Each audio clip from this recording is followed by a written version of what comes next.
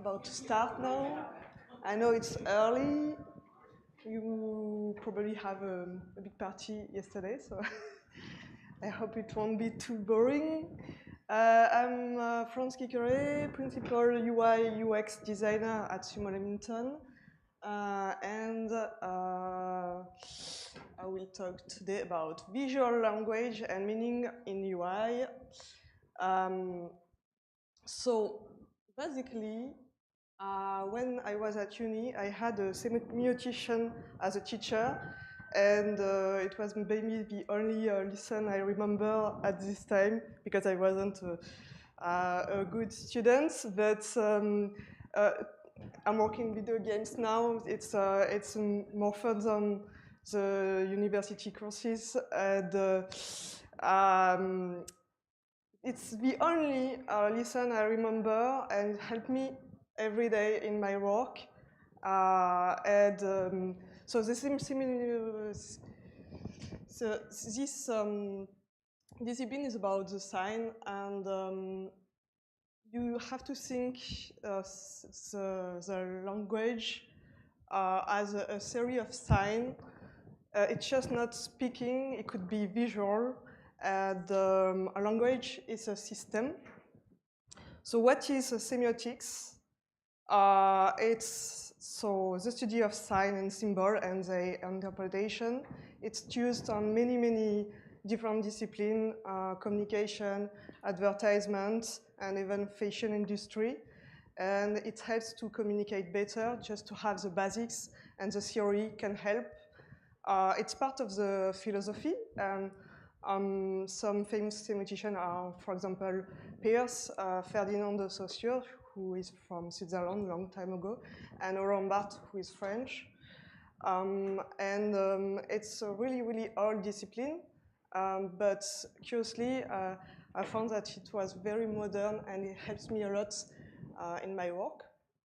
So it's why I'm here today to speak about that. That is very basic. You have a sign. The sign is this little dog, for example.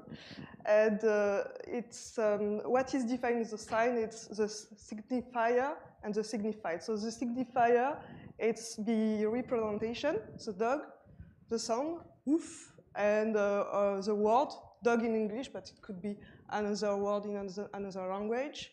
And what it means for you, it's the mental concept. So it could be friendly, messy, or maybe noisy. This little dog looks like a sausages. And also, it's a character in Toy Story. So maybe you connect with Toy Story immediately. It depends of your past and the context.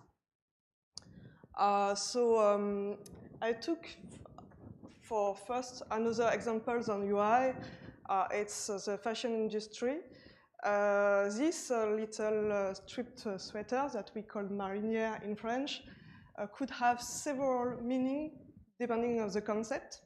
So the first picture is Picasso. So I remember when I was wearing this striped sweater during a call, Mark, when our UI designer was like, oh, it's Picasso, and I didn't think about that, but yeah, it's one of his representation of this sweater. But originally, it's clothes the seamen were and still wearing in the French Navy, and when somebody is falling into the sea, you can see him, so it's very practical and it's not connected to fashion at all. But during the 40s, some fashion designer started to use it, and it became very iconic with Jean-Paul Gaultier. So now it's very fashionable and with a lot of different versions. And also because fashion takes place in Paris, and it's a symbol of the gay community, or at least it was at some point. And more recently, a politician used it to promote the Made in France. So now it's kind of patriotic to be honest. So depending where you live and with the people you are wearing this clothes, it will have a different meaning. And how we can switch to UI from this fashion industry, it's also so you can divide on several subjects, but I choose three.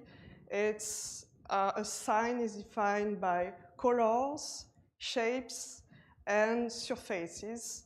So in that slide, you can see that the roses as a button are using different colors, and it will have a meaning. The shapes for this little button, shape of the pants are not used the same for the same purpose, and all the surfaces will help you to change the meaning, but we'll see in the other slide. So that is a different system of signs. So traffic signs, first, when you see a big stop signs with this red color, it gives you more insight about what you are supposed to do, stopping. That it's a rating system, the rating scores, you have a combination of colors, symbols, that is the age, and iconography, and a classic set of icons that has a meaning because they live together. So you remove one icon of this different system, and it has less sense, or it could have a different meaning. So let's start with colors. That is a traffic light kind of system of thinking. So red without this box, without this traffic light, doesn't have the same meaning, but in that context, it means stop, waiting, and go.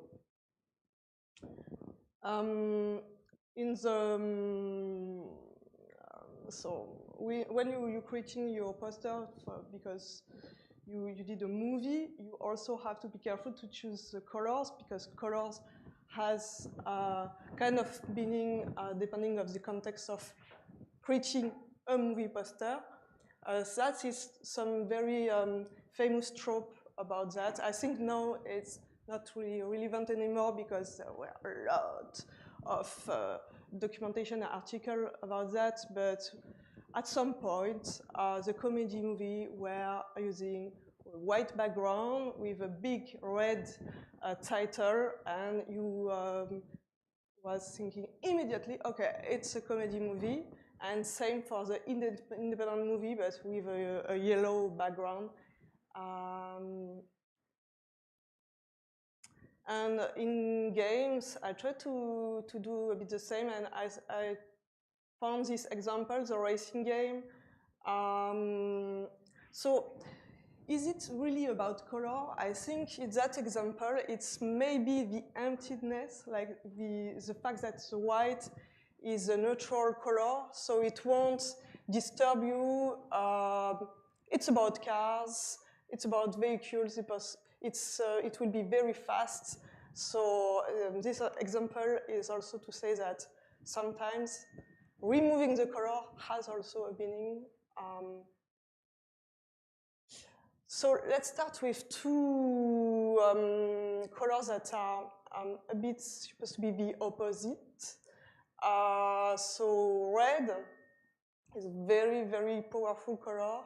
Color of love, color of blood, violence, stop sign. We are using UI to cancel, to remove, but also to highlight something new or sale, because this color is just popping, and it's always a good choice to use red, but we'll see that a bit later. And green, so it's the color of validation, also healing, pharmacy, green, environment, luck. but also in different other culture. In other culture, for example, in Asia, it could be it could mean that your partner is cheating you. So it's not it's difficult to wear a green hat.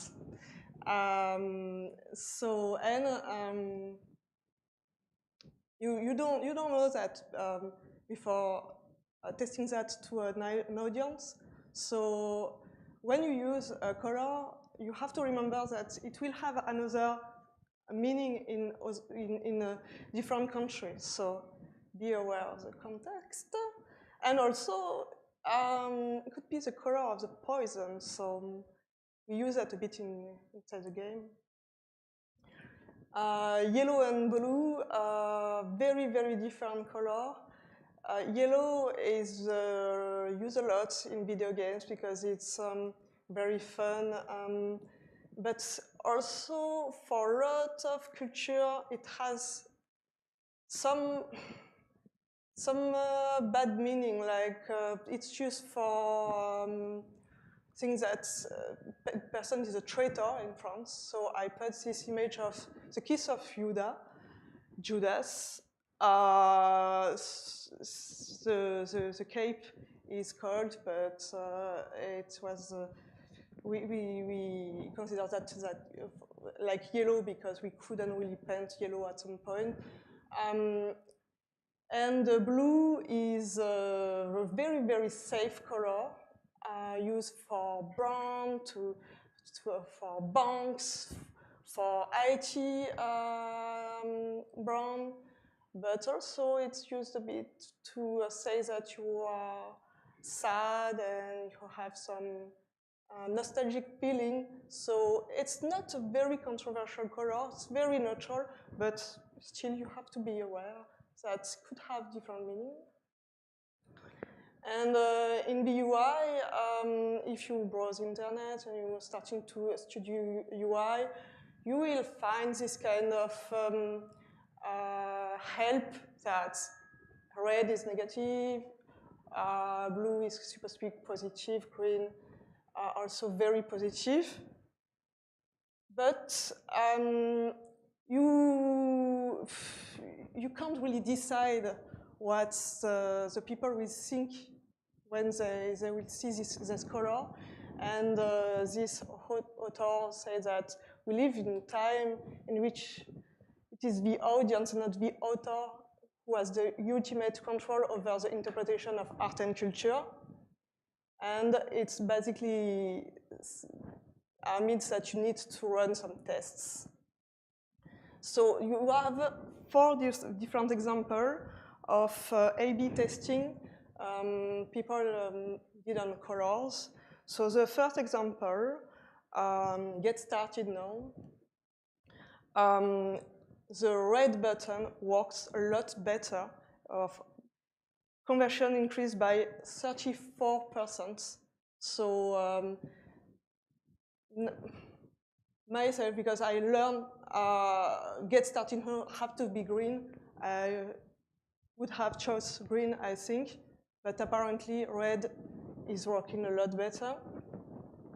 The second example, with a smaller button, it was working again a lot better with red by 21%. Number 3, the orange beats this time. So it's not red, but still very powerful, very warm. And in the last example, I'm wondering if anybody has an idea who bets. No? Orange? It's blue. So yeah, it's really difficult to have some strong opinion about colors, and everything has to be tested, really. Let's talk about shapes now. So basically, a shapes could be three different things. An icon is really the direct representation of the shape. So for a dog, it could be one of these 5 drawing. An index is kind of indirect representation, and you will think about the dog. So the paw, the bone, the little house, or the ball is one of the most common index you can think to represent the dog. And the symbol, it's something completely disconnected that we learn. So I used the language, dog in English, in French, and I think it's pêche or pes, it's in Ukrainian. So if you see pêche, you won't think about the dog because you don't know the language. Maybe you know Ukrainian, but if you don't know Ukrainian, you can't connect. But for people who know the language, dog will be maybe the most powerful way to say that it's a dog, because you learn that. And if you use that in UI, you have you can use the 3 of that. So, for example, for a soft currency, I think it will be more common and useful to use directly the icon. So you have already the coin that is kind of a representation of something, the money. So why not using directly that? But if you want to make an icon of a hat, it's not so easy because maybe you have some helmet, some cap, or some pineapple, or I don't know, you can have some random stuff, very funny stuff to put on the top of the head of your character in your game. So in our current game we are working on, we had this issue. Should we put one of the cap we have in the game on something that is representing the idea of wearing something? So maybe a cap that is not in the game. And in Among Us, I think they just decide to display hat because too many random stuff, so not easy to represent. And that is just to remember you that every symbol in a different context can say something different, and you have to be careful about that. X could be a close button, could be a prompt button on Xbox or PlayStation, and also something that's is helping you to remove an item in your inventory. So, and in other contexts, it's completely different. When I was in the UK 3 years ago, I saw this little XXX at the end of the sentence, and it doesn't make any sense for me. I discovered that very late that it was supposed to be a kiss, but I didn't have the clue. Nobody was explaining me that. So the X could have so many meanings depending on the context. So the index, the symbol, can be so disconnected to what is really so indirect that sometimes it could be completely outdated. It's the case of the phone, the old phone. We still use this icon to display some communication going. The floppy disk, the last hour, right, and the magnifier are some very old tool we don't really use on a daily basis, but still you will think about searching an item and waiting for something. For how long? Because at some point it has some sense to use it. But maybe in 20 years, 30 years ago, it won't be the case anymore. Or maybe it will be part of a language we created a long time ago, and we will still use it in 100 years. We don't know. So let's talk a bit about surfaces. Surfaces could help also to understand the meaning of your icon or boxes or UI elements. So I took the example of a dropped shadow that is highlighting that you are probably a button in front of you, and the inner shadow that is highlighting the fact that you press the button.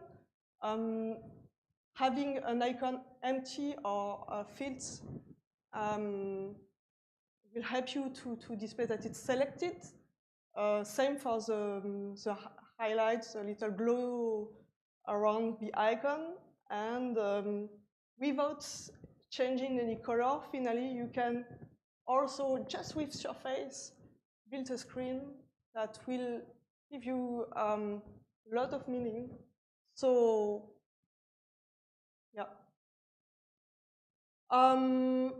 So let's talk a bit more about UI. I had a little fun to think about what is the best color to display the health bar in games, and I saw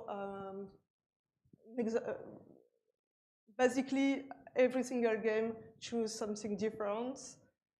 So I went into Reddit to see what should be the best color to display this health bar, and I saw that. So the first command says red is for blood, so it's health bar.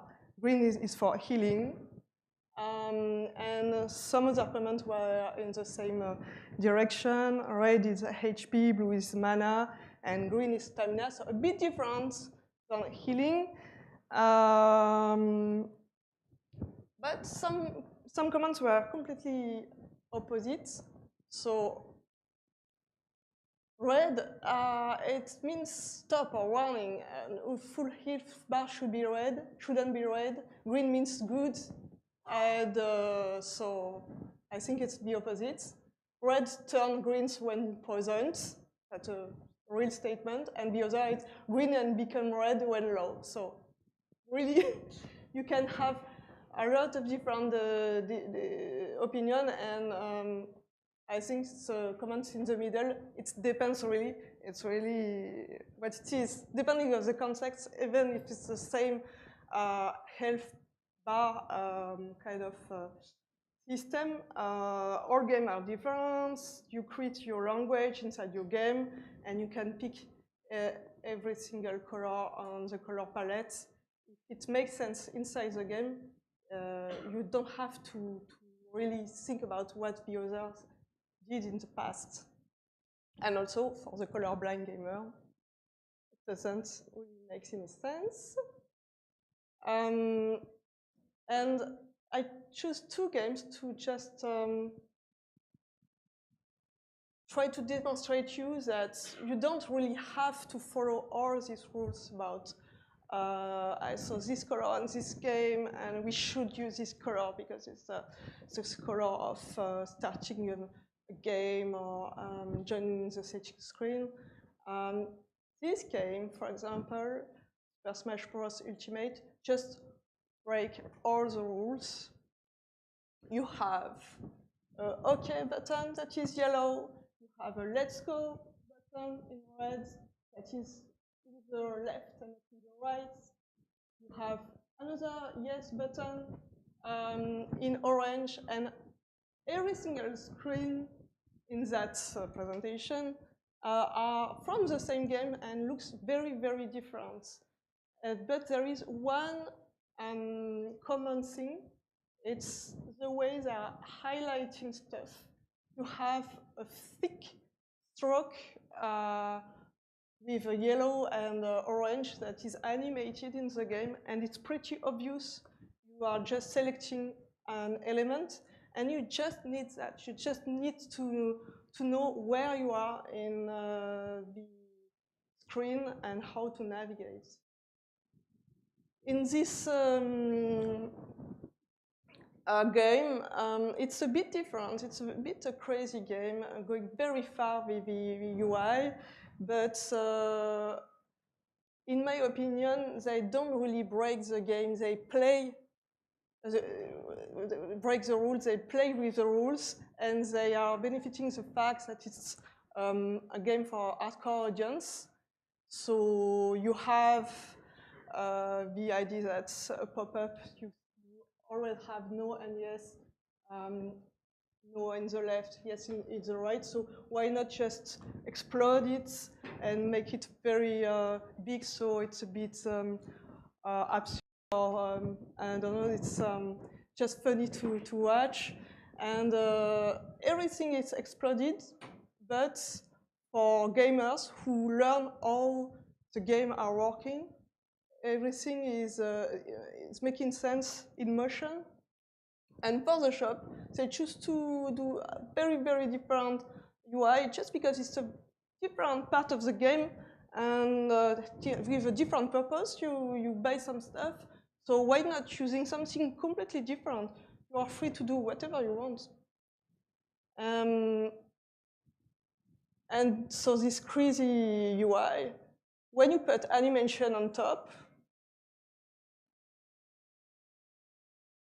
it doesn't look so crazy or so random. So it's the last thing I would like to say. It's animation could help really to bring the content and thinking a UI just like a screen, it's a limitation. So my conclusion is you can do a great UI for the rules and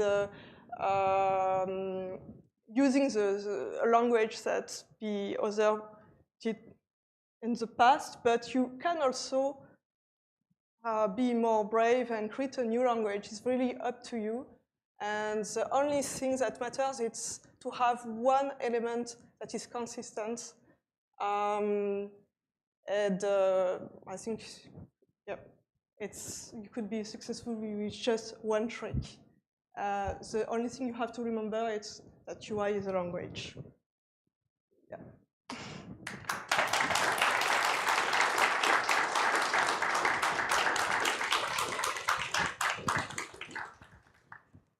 Do you have any question?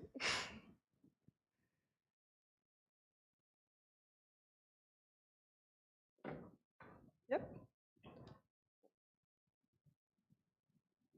Sorry, do we have any microphone?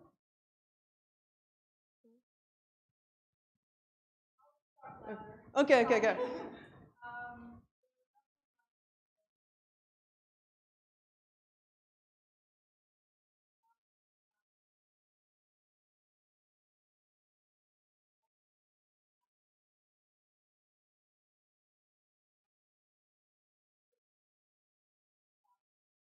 You have to work more with the iconography, the surfaces, and the animation. I think really we should care more about animation. If a screen is not looking so great in the fixed state, everything can be different with some effects and animation.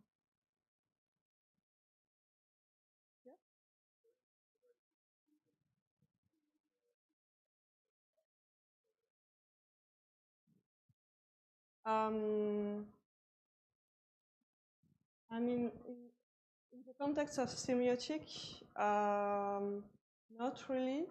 I can think about it, but I didn't really, because I was focused on arts. So, but you can use the control button, like the A, X, like a language to just set up some rules in your UI, and it helps to have a kind of consistency and hierarchy inside your screen. So it could be a help to have this controller displayed.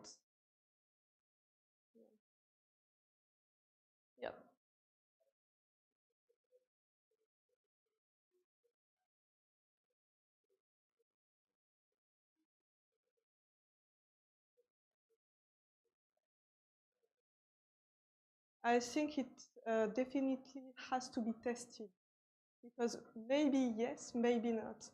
I really, really think that if you have a strong language inside your game and you define it with an idea, a vision in mind, it will work everywhere.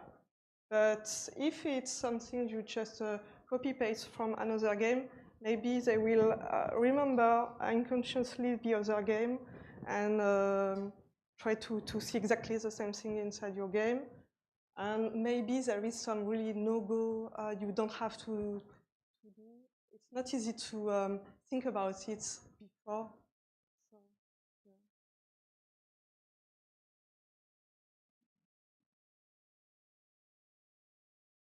I don't know. You first.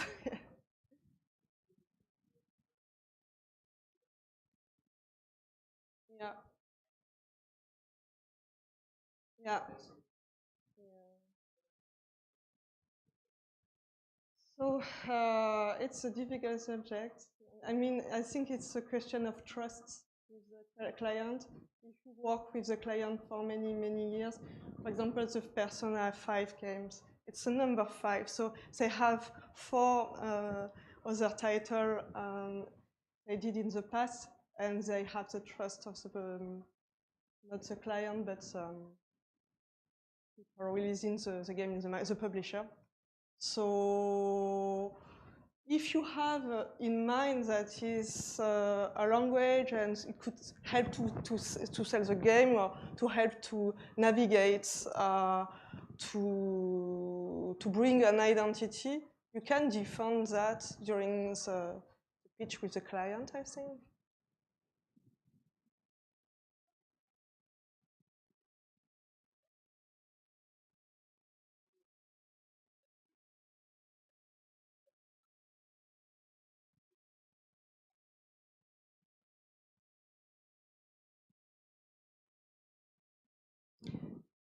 It's 3 different kind of language you will do. If you work on a very casual family game, you will adopt or create a completely different language than other titles. So just you have to make a choice at some point. Doing really a balance, it's risky because you want to do something and you are not just sure about what you are doing, and at the end still you have to test your idea. It won't work without any test, I think. Yeah.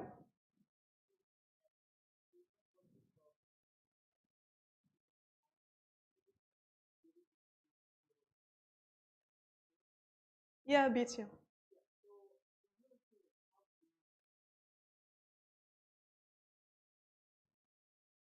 um, so you can use some brighter colors first.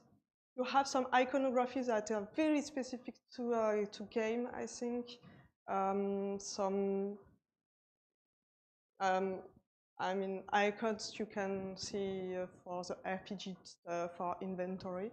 But you have also a question of size. Doing a game for PC or for console or mobile, you don't use the same layout and the same size for the elements. So web is very strict and clean, flat. You can do not only flat design on web design, but you have to break a lot of convention if you want to do that. Basically, in games, we are more free. Yep.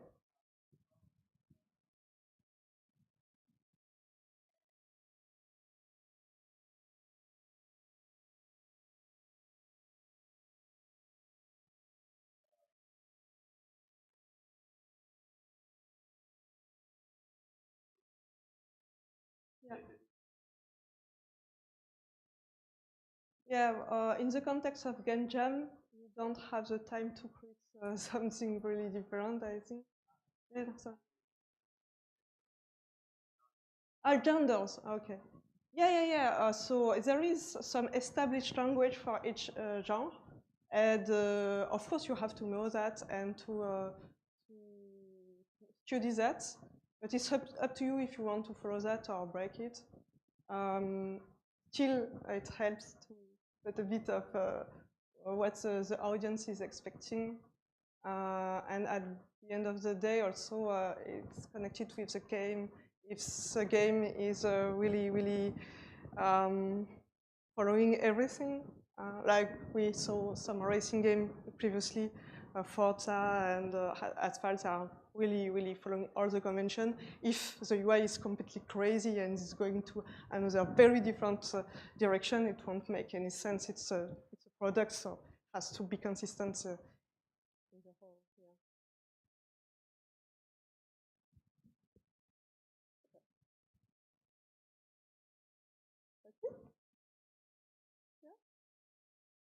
Yeah. Okay, thanks a lot.